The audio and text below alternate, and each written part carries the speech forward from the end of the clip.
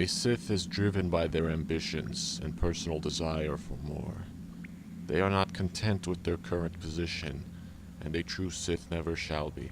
For one to reject the idea of comparing themselves to others in order to better themselves is a true rejection of nature.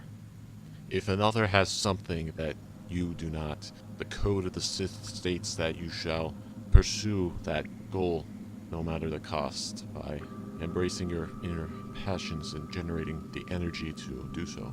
Peace is a lie. There is only passion. Translating this means a Sith will never be content with their current condition.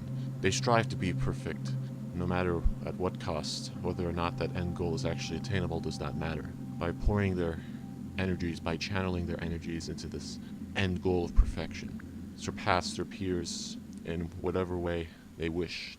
But with such a large, ambitious goal, a Sith must also have the energies and the discipline to focus on one attribute at a time in achieving the end goal of perfection. When comparing oneself to another, you must focus on just one aspect at a time and pour all your energies, your passions into that one goal, into developing that skill set or whatever else it may be.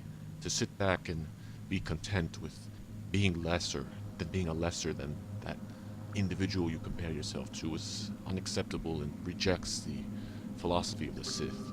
No true Sith would wish to be cured of the dark side that flows through them, just as no true Sith would be content sitting back and doing nothing.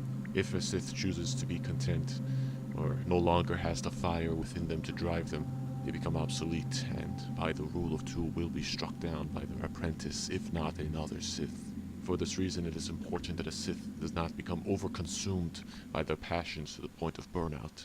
Our human bodies are fragile. The energy of the dark side is malevolent and can destroy the vessel it flows through if not wielded correctly.